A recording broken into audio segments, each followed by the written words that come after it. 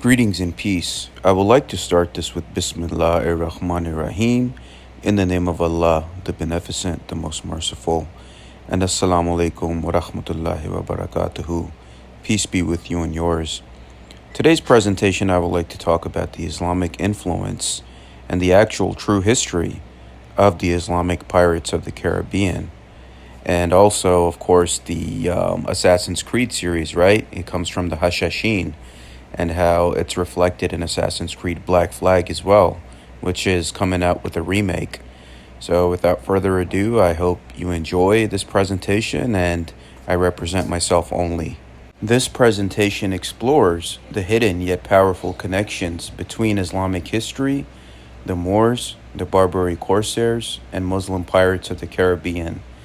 And it also investigates how these influences echo in modern pop culture, from the portrayal of Captain Jack Sparrow in Pirates of the Caribbean to the shadow of the Hashashin and Muslim seafarers in Assassin's Creed Black Flag. A disclaimer, this presentation is for the purpose of non-profit, fair use, free speech, and entertainment education purposes only. History often remembers pirates as lawless European adventurers, yet Muslim seafarers, the Moors, the Barbary Corsairs, and North African raiders set many of the traditions of piracy centuries earlier. These men were not just outlaws, they were warriors, navigators, and sometimes freedom fighters, battling Christian fleets and shaping pirate tactics that later appeared in the Caribbean. Islamic piracy blurred the line between religious warfare and seafaring opportunism. The Muslim corsairs saw themselves as both defenders of Islam and men of the sea, mixing faith with ferocity. Their daring raids and navigational expertise left a legacy that would ripple into the Atlantic world. The Moors of North Africa dominated trade routes across the Mediterranean and Atlantic during their reign. Their mastery of navigation, shipbuilding, and sea raids became a foundation for later pirate culture. The Moorish sailors brought both scientific knowledge and guerrilla-style sea warfare to the New World, leaving behind techniques adopted by Caribbean pirates. Beyond the warfare, the Moors were custodians of maritime science. They preserved and advanced Greek, Persian, and Arab knowledge, perfecting the astrolabe and the nautical charts. This intellectual heritage empowered Europe's own explorers and indirectly armed the pirates who would later haunt the Caribbean. From Algiers, Tunis, and Tripoli, the Barbary Corsairs terrorized European shipping for centuries. They combined Islamic zeal with opportunistic raiding, capturing ships, enslaving crews, and demanding tribute. Their legends spread across the Atlantic, influencing how piracy was imagined, feared, and imitated in the Caribbean. The Corsairs' organizational models would echo in the loose republics of pirate havens. These Corsairs were backed by powerful Islamic states, giving them resources and legitimacy unmatched by most pirates. Their mix of state sponsorship and rogue independence inspired the hybrid structures of pirate republics like Nassau. In many ways, the Barbary raiding was piracy elevated to a political institution. And I recommend also researching the Treaty of Peace and Friendship between Morocco and the United States. And Morocco was the first nation, the Islamic nation, to recognize the United States, not only Islamic, but the first nation in general. And also do more research on books like the Barbary Wars and the Moorish Empire. Less known, but equally fascinating, Muslim pirates did sail in the Caribbean. With forced migrations, Moorish sailors, North Africans, and converted Muslims found their way to the Americas, some joining crews of mixed origins. Their traditions of resistance and maritime warfare bled into the pirate brotherhood of the Caribbean seas, adding an Islamic imprint to piracy's golden age. Now, while few records name these Muslim figures explicitly, their influence is evident in the tactics and multiculturalism of pirate crews.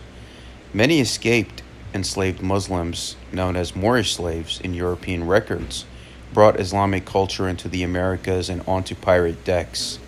And I have covered this extensively in my book as well on the hidden Islamic history of the Native Americans, and also the aspect of them founding, the researchers, right?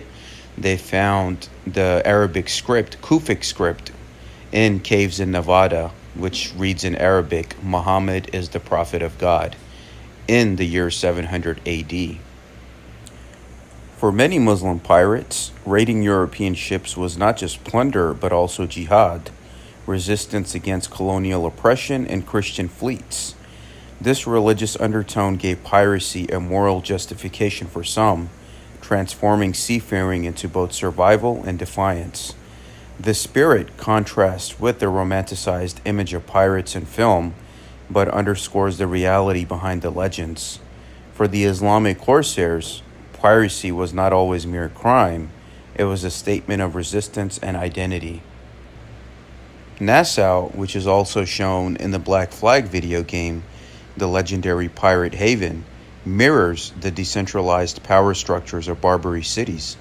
Just as corsairs ruled autonomously but under Islamic rulers, Caribbean pirates built their own societies independent of crown authority.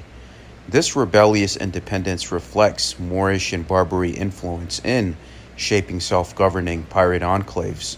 The parallels between the corsair cities and Caribbean pirate republics highlight the hidden Islamic roots of piracy's social order.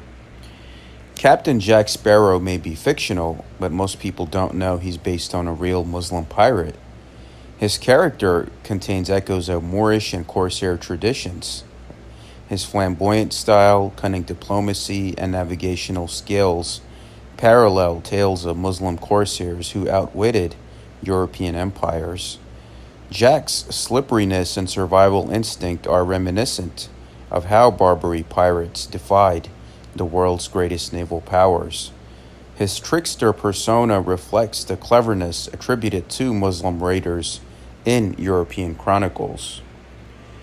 And as many people don't know, Captain Jack Sparrow from the movie Pirates of the Caribbean was inspired by the Muslim English pirate Jack Ward, who converted to Islam, Yusuf Reyes. And even in the movie, he's wearing the red headband, which gives tribute to the Moors and their red headgear and fezzes. Even Piri Reis, who was also shown in Assassin's Creed Revelations when Ezio was in Turkey, right? He encountered him. Now, Piri Reis was an Ottoman admiral, navigator, and cartographer renowned for his world maps and the Book of Navigation. His 1513 map, one of the earliest to depict the Americas, combined European, Arab, and classical sources with sailors' reports, producing remarkably accurate coastlines for its time. And he had also depicted Antarctica on a map for those that know. As a naval commander, he participated in key Ottoman campaigns, but his career ended with his execution after a failed mission in the Persian Gulf. Today, he is remembered as a pioneering engineer in early modern cartography, bridging diverse geographical traditions. Now, the pirate crews were multicultural. Africans, Muslims, indigenous peoples, and Europeans shared decks. Even if you remember the Black Flag video game, right? Edward and Adewale, how they were a team. He was his quartermaster on the Jackdaw. So, yep, that's how it was. Islamic influences blended with African traditions and European methods, creating the hybrid pirate identity. The Caribbean became a melting pot of maritime cultures, where Islamic seafaring knowledge left an unseen fingerprint. This blending of faiths and tactics helped pirates survive in hostile waters. Of course, we have Ubisoft's Assassin's Creed 4 Black Flag, which draws directly from pirate history as I was building the foundation of this presentation. But hidden within the game are layers of Islamic influence. The Assassin Brotherhood itself is inspired by the real Hashashin of the Middle East, who lived centuries before Edward Kenway's time. Their philosophy, secrecy, and resistance left a narrative foundation for the game. By situating their legacy in the Caribbean, Ubisoft acknowledges the global echoes of Islamic revolutionary traditions. The Hashashin were not mere killers, they were adepts. They were a secretive Islamic sect that blended faith, strategy, and shadow warfare.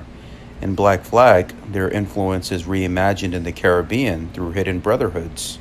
Their code of loyalty, discipline, and resistance against empires finds echoes in Edward's encounters, particularly in Tulum. The Hashashin legacy becomes a philosophical compass for the game's hero and how Edward changes over time. In Black Flag, Tulum becomes a secret hideout of the assassins.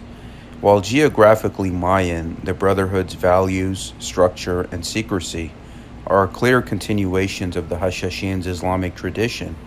Tulum symbolizes how Islamic revolutionary movements are transplanted into a Caribbean setting, showing that piracy and assassin ideals often overlapped. Edward, right? He begins as a selfish pirate, but his alliance with the assassins transforms him. Through their teachings rooted in the Hashashin philosophy, Edward evolves into more than a raider. This mirrors how historical pirates, often exposed to Moorish or Islamic thought, became rebels with causes greater than gold. The encounters shift his destiny. The assassins in Black Flag echo Islamic philosophies of free will, struggle, and resistance against tyranny. Their creed of nothing is true, everything is permitted draws from deeper Sufi and Hashashin influences. Edward's exposure to this creed symbolizes the meeting of pirate rebellion with Islamic intellectual resistance. It elevates piracy into a struggle of ideas. The game showcases advanced navigation and shipbuilding, legacies of Islamic science. Moorish navigators preserved and expanded Greek and Arab seafaring knowledge, later borrowed by Europeans. Black Flag indirectly pays homage to this heritage, where Edward sailed with methods shaped by centuries of Muslim innovation. This influence is subtle but crucial. For both real pirates and fictional ones, the struggle was not always for greed. Many Islamic corsairs viewed themselves as freedom fighters against imperial oppression. This parallel appears in Edward's journey, from outlaw to rebel with a cause, echoing the transformation of Muslim pirates who fought European domination. Jack Sparrow represents the Moorish trickster archetype, right? And he was based on the Muslim pirate Yusuf Reyes, while Edward Kenway reflects the Hashashin-influenced warrior who finds purpose. Together, they embody two sides of Islamic pirate influence. Both trace unseen roots back to Muslim seafarers and revolutionaries. The fictional Caribbean is haunted by echoes of Islamic seafaring traditions, even in the Black Flag video game. Pirates of the Caribbean and Assassin's Creed Black Flag mix fantasy with history. Yet within these tales, Islamic traces remain in the strategies, philosophies, and cultural blending of the seas. What seems like entertainment is actually infused with centuries of Muslim influence in maritime history. These stories preserve fragments of forgotten legacies. Western narratives often erase Muslim contributions to piracy, painting it as an exclusively European affair. This silence hides the real legacy of the Moors, Barbary corsairs, and Muslim sailors in shaping pirate culture. Acknowledging their role restores balance to the history of the seas. Without the Islamic contribution, the full story of piracy is incomplete. Here we see some quotes from history, the first being from the 16th century European chronicler, right? And how he says the Moors are the first that taught us to make war upon the sea, and they do it with such subtlety that the Christians dread their name. And how even in the Venetian wars with the Ottomans, right, from 1575, their report even talks about the corsairs of Barbary and their vessels and how they were striking terror into all Christian shores, leaving no port safe. Now, there is a book that I recommend. It's called Muslim Masters and Christian Slaves, and it talks about how during these events, many were taken into servitude as well. And of course, even the third quote In the Caribbean, one finds not only Spaniards and English, but Moors and Turks who have turned corsair, making common cause with the pirates. And this is from a colonial governor report from the 1650s. And this reference acknowledges the presence of Muslims among Caribbean pirate crews, and which mainstream history never talks about. From Jack Sparrow's antics to Edward Kenway's journey with the assassins, the Islamic influence is undeniable. The Moors and Barbary corsairs set the stage for piracy's golden age. Meanwhile, the Hashashin inspired the philosophy of resistance in Black Flag. The crescent moon may not always fly on the pirate flag, but its influence waves silently behind it.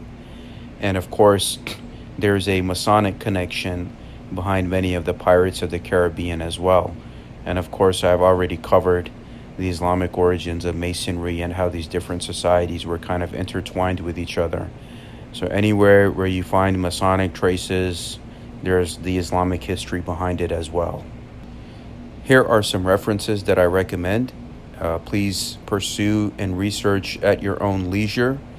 And also check out the Assassin's Creed Black Flag video game, as even the stuff in that will teach you much about this history.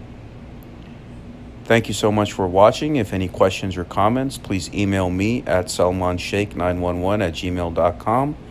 And all my work, my channel, my presentations, everything is protected under the copyright laws of fair use, as all my work is for nonprofit, free speech, education purposes, nonprofit, entertainment, and education purposes. Thank you. All rights reserved.